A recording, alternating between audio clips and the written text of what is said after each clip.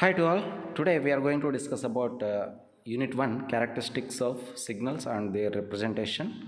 That is Unit 1 instrumentation subject for electrical and electronics engineering and ECE electronics and communication engineering, electronics and instrumentation engineering. The syllabus regarding character of signals and their representation is measuring systems, performance characteristics. And the syllabus already we detailed in detail how to prepare, we discussed in one video. Signals and their representation, standard size signals and modulating signals, sample data, pulse modulation and pulse code modulation. These are the syllabus regarding Unit 1. What are the errors in measurement? Gross error, systematic error and random errors. How to analyze these errors, how to reduce these errors. All this will be Unit 1. Coming to what is meant by instrumentation. Instrumentation is the branch of engineering where the instruments and their controlling is studied. Already we made a video, introduction video. What is the importance of instrumentation that we discussed previously. What is measurement? Measurement is the comparison between standard value with unknown value. That is measurement. Measurement is done by measuring instrument. Now what is the instrument? Measuring instruments are voltmeter, ammeter, energy meters. Not only that, how to control measuring instruments, what are the errors in present, all this will be studied in Unit 1. The system which is used for measuring purpose is called measuring instrument.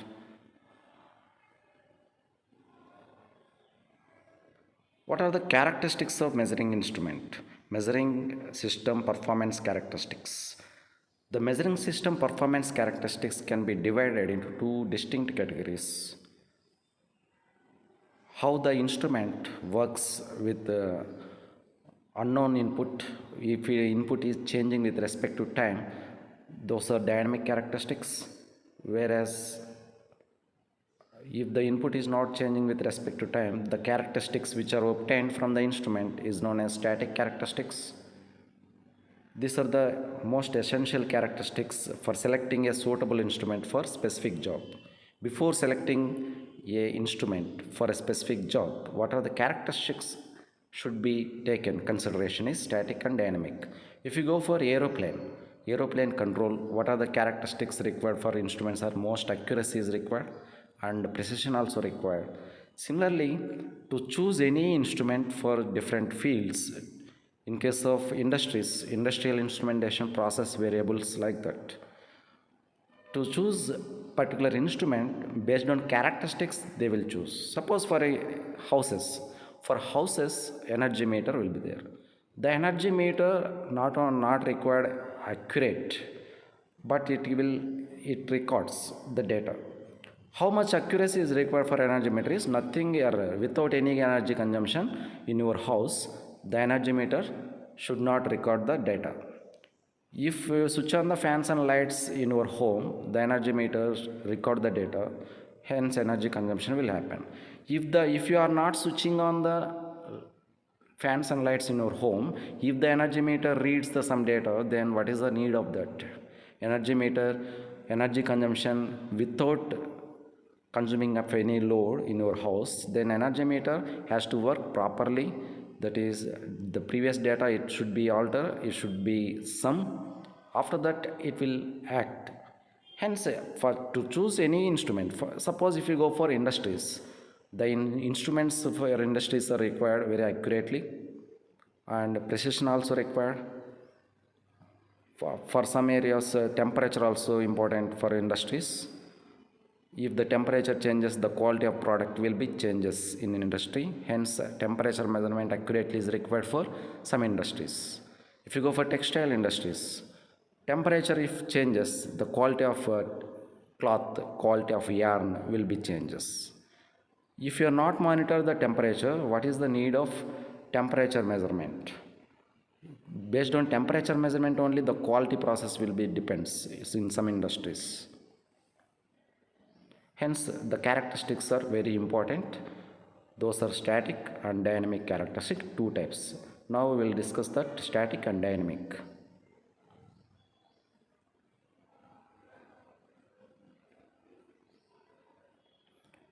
Already I told you what are the static characteristics. Static characteristics of the instrument is defined as the characteristics of instruments which are used to measure the unvarying process condition. Not varying with time, the process is, then what are the characteristics of the instrument. If the process is varying with respect to time, we have to choose the dynamic characteristics also. The static characteristics are obtained from the process unvarying process condition.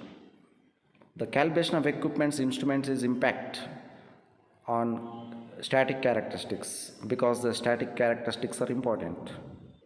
During calibration also the instruments are calibrated with unvarying process condition, unvarying load. The load has to be applied for instruments. Calibration also most important. The calibration also important for industries. If you consider a multimeter also will be calibrated in industries. The multimeter also. The main static characteristics are accuracy, precision and resolution, drift, scale range, dead zone, static error, relative error, static correction. These are minor importance as compared to that. Dead zone also important. Some of the main characteristics. One by one we will discuss in this session what are the static characteristics, mainly accuracy, precision, resolution, drift, scale range and scale span, dead zone, static error and relative error, static correction and sensitivity also important. What is accuracy? Accuracy is defined as degree of closeness of the instrument for which the expected value and desired value both are equal. Accuracy is the most important parameter to choose any instrument. If you consider analog instruments are less accurate than digital instrument. Why? Because the analog instruments or scale divisions are different, whereas the digital instrument directly reads the value in terms of points also. What is accuracy is defined as degree of closeness of the instrument. Exactness of the instrument is compared to expected value is known as accuracy. Accuracy of measurement means conformity to truth. Truth value nearby if the instrument gives it is a most accurate. The accuracy may be specified in terms of point accuracy and percentage accuracy. Accuracy may be specified in terms of limits of error that can be expressed in two ways. One is point accuracy, another one is percentage of scale accuracy. Point accuracy, in terms of points, the accuracy may be changes, whereas percentage of scale range, in terms of percentage, suppose for a voltmeter, voltage plus or minus 5% is allowable. That is 5% accuracy. For any instrument, we have to give 230 volts, not exactly. That it may be vary plus or minus 5%. The plus or minus 5% of 220 volts is 236 or 246 or 212 also you can apply for any instrument. That is the percentage accuracy. Point accuracy means in terms of points they will, if they specify, it is a point accuracy. And the second one is precision. Precision is the repeatability or reproducibility of the instrument whatever be the we given the input. The successive readings, if you give the same input, then if the meter gives same reading, it is a more precision. If the value or reproducing value changes, it is a less precision. Successive readings do not differ, that is known as precision. It is the measure of reproducibility of the measurement, that is successive readings should not be differ. Continuously if you take the readings, if the values are changing, the input may not be changes, but the value of given by the meter, given it changes, then it is a less precision. The consistency of the instrument of the output for a given value of input is known as precision. Suppose if you give 10 volts for a voltmeter, it gives 10.5 volts or 10.1 volt continuously, whatever be the input, 10 volts continuously if you give, if the value does not changes. Suppose after 1 hour, if you give the same input, again it has to read 10.1 volt, then it is accurate. The precision and accuracy we can easily remember. You can understand what is accuracy and precision if you consider this diagram. In this diagram, if you consider left hand side, it is precision is more but less accurate. The dot mark, the center mark indicated, if the center mark it reached, it is more accurate, but all the values, all the pins are joined together, at the third row, third circle, that is accuracy is less, that is less accuracy and more precision is there. If you compare to this second diagram, in this diagram, if you compare, it is less precision but more accurate, more accuracy is there. The successive readings do not differ, that is precision, whereas accuracy is the exactness. It is a circle, inside of the circle it is more values are obtained, it is more accurate but less precision. Successive readings is different. Coming to first diagram, left hand side, that is more precision is there but less accuracy. Compared to third diagram, less accurate, less precision, because all the points cross marks are indicated in different circles. Suppose an arrow is taken by one person and gunshot and guns in training of how to fire the gun, if a center mark directly reach, it is more accurate. Again and again, if the person is making the firing at the different levels, it is a less accurate, less precision is third diagram. It is the fourth diagram. You can see the center it reached, it is more accurate and more precision. Reproducibility of meter readings and exactness also more, that is accuracy and precision is more for this diagram. Coming to this diagram, accurate and precision, starting at the starting diagram is left hand side top right, accurate and precise, because it exactness is more, truth value it is very near and it reached the object very fastly. In the second diagram, accurate but not precise, downward, left hand side downward diagram is accurate but not precise. As compared to that, reproducibility is very less. The consistency and output of the meter, if it is very less but accurate. Coming to right hand side top diagram, it is not accurate but precision is there. Reproducibility is more but it is not reached to the center of the circle, hence less accurate and but precision is there. Coming to fourth diagram, it is not accurate, not precise. Like that we can understand what is the difference between accuracy and precision. Coming to the again redraw the diagram, it is center, it reached good accuracy, good precision, all the reproducibility of the meter readings is same, it is good accurate. Coming to right hand side diagram, good precision is there but exactness of the value, accuracy is very less in this diagram. In this diagram accuracy is less, accuracy means here we have to reach, it is the accurate but all the dots are represented here, it is good precision but low accuracy. Coming to resolution, the smallest increment for which the meter able to detect is known as resolution. Or if any small increment happens, suppose if you consider 10 volts, 10.1 volts if you give for one voltmeter, then it reads exactly 10.1, it is a more resolution. The smallest increment for which the meter able to detect by the instrument is called resolution. Thus the resolution defines the smallest measurable input or measurable change, input or change. If the input is slowly varied from some arbitrary non-zero value, output does not change until certain increment is exceeded. Suppose if you take analog meters, the resolution is very less because of if you consider that if you want to measure 0 to 2 amps, if you want to measure 0 to 2 amps, if you consider a 10 amps ammeter, then it is not impossible to 0.01 amps measurement because it is the smallest change in increment. Smallest change in increment cannot be detected by analog instruments. As compared to digital instrument, they give accurate value. That is, resolution is more for digital instruments, whereas compared to analog instruments, it is the smallest value that can be detected by the instrument is known as resolution. For example, a moving coil voltmeter has a uniform scale with 100 divisions. A moving coil voltmeter has 100 scales, 100 divisions, 0 to 200 volts. The measurement full scale reading is 200 volts, and 1/10th of scale division can be estimated, determine its resolution. The smallest change in increment we have to determine for that to measure the resolution. First we know that full scale reading of the instrument is 200 volts. Number of divisions are 100 divisions are there. It is not volt, it is a division. One scale division equal to full scale reading divided by total divisions are 100, and each division gives 2 volts. This is the each division gives 2 volts.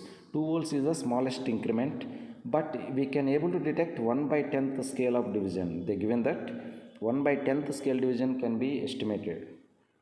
1 by 10th division of also can be estimated, hence resolution is 1 by 10 into 1 scale division. 1 scale division is 2 volts. 2 volts can be easily detected by the instrument.